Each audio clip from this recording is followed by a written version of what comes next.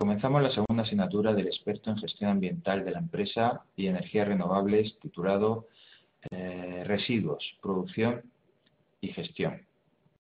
Dentro de esta asignatura veremos 7 temas. Los 2 primeros girarán en torno a contaminación atmosférica, los 2 segundos en torno a contaminación del medio hídrico, un quinto tema que hablará de contaminación sonora y los 2 últimos temas que hablarán de residuos, de gestión y correcto tratamiento de los mismos. Dentro de los temas destinados a contaminación atmosférica trataremos los principales focos emisores, los distintos tipos de contaminante, los efectos directos de estos contaminantes como lluvia ácida, smog fotoquímico, para posteriormente finalizar el tema viendo la destrucción de la capa de ozono y el efecto invernadero como los efectos prolongados de estos contaminantes en la atmósfera. Dentro de los principales focos emisores veremos fuentes naturales y fuentes antropogénicas de dichos contaminantes. Los contaminantes se pueden considerar dentro de 2 grupos, como sustancias químicas o como formas de energía. Las sustancias químicas pueden ser o contaminantes primarios o contaminantes secundarios. Contaminantes primarios los definimos como aquellos que son emitidos directamente a la atmósfera, mientras que los secundarios se originan a partir de los primarios mediante reacciones químicas. Las formas de energía son radiaciones ionizantes o ruido. Esta parte de ruido se verá más profundamente en el tema que forma parte de esta asignatura, dedicado en exclusividad al estudio de la contaminación sonora. Siguiendo con el tema de contaminación atmosférica, llegaremos a hablar de lluvia ácida, cómo se produce este proceso de acidificación, los efectos diferidos de esta lluvia ácida sobre medios acuáticos, sobre bosques, suelos, sobre el aire, sobre los distintos materiales o sobre la salud humana. Hablaremos también de smog fotoquímico, cómo se produce este proceso de formación, cuáles son los efectos que este smog fotoquímico produce sobre las plantas, sobre el hombre y sobre los diversos materiales. En los efectos de los contaminantes a largo plazo tenemos la destrucción de la capa de ozono. Cómo se va a producir esta destrucción, cuáles son los efectos del exceso de radiación ultravioleta en la atmósfera, sobre los microorganismos, sobre los invertebrados, sobre los organismos superiores, para finalizar este tema o estos temas destinados a la contaminación atmosférica con el efecto invernadero, cuál es el origen y cuáles son los gases que intervienen dentro de este efecto invernadero, y cómo afecta a la vegetación, a los océanos o al clima. La última parte de este apartado irá enfocada a una serie de medidas de mitigación de dicho efecto.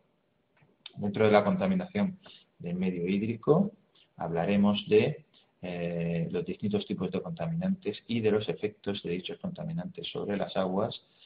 Y cerraremos los temas estos de contaminación del medio hídrico con los sistemas de depuración de aguas residuales. Los contaminantes del medio hídrico pueden ser naturales, agrícolas, industriales o emergentes, considerando estos últimos como aquellos contaminantes que hasta hace unos años no se daban en suficiente concentración o se desconocía su existencia y que por tanto no tenían la entidad de contaminante, mientras que ahora se ha visto que efectivamente sí producen contaminación y por tanto hay que considerarlos dentro de uno de estos grupos. Para poder ver los efectos de los distintos contaminantes en el medio hídrico nos hacen falta una serie de indicadores. Estos indicadores pueden ser indicadores físicos, indicadores químicos o indicadores biológicos, que lo que nos va a mostrar es si en un agua existe contaminación, que se va a mostrar posteriormente mediante una eutrofización, si estamos hablando de ríos o lagos, concentración de excesiva materia orgánica en el agua, una contaminación de aguas subterráneas o una contaminación de agua marina. En la última parte de los temas enfocados a la contaminación del medio hídrico se plantearán los sistemas de depuración de aguas residuales. Dentro de los sistemas de depuración de aguas residuales hablaremos de sistemas convencionales, sistemas no convencionales y de fitosistemas de tratamiento de aguas residuales en pequeños núcleos poblacionales. Dentro de los sistemas convencionales que se pueden dar en una estación depuradora, veremos las distintas fases a las que se somete a un agua residual hasta que posteriormente queda totalmente depurada. Hablaremos de pretratamientos, tratamientos primarios, secundarios, terciarios y procesos de desinfección.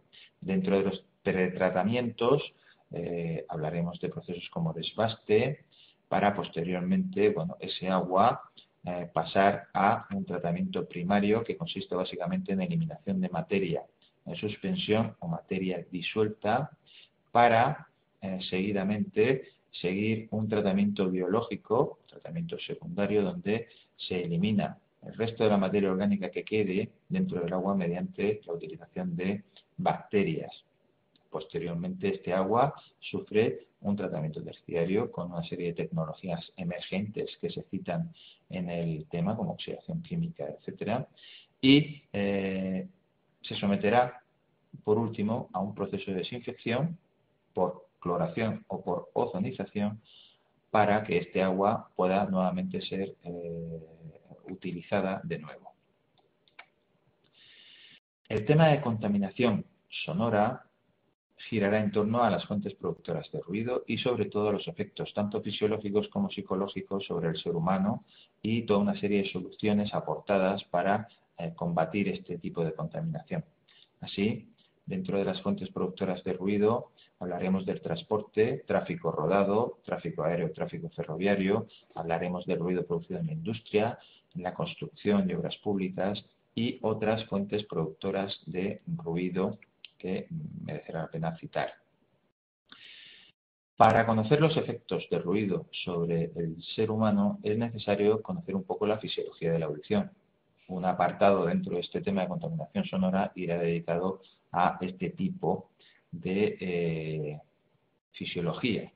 Una vez que conozcamos cómo se transmite el sonido en nuestro cuerpo, podremos entender los efectos psicológicos y fisiológicos del ruido. Dentro de los efectos fisiológicos del ruido, pues citaremos algunos, entre los cuales destacamos pues el efecto máscara, la fatiga auditiva, tinnitus o zumbidos en el oído y la pérdida progresiva de la audición.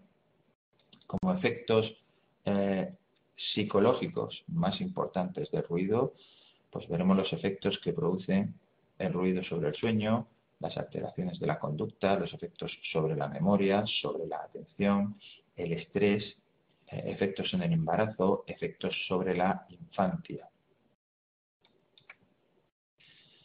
Por último, aportaremos toda una serie de soluciones que afectan tanto al tráfico rodado como al tráfico aéreo, ferroviario, para disminuir el ruido.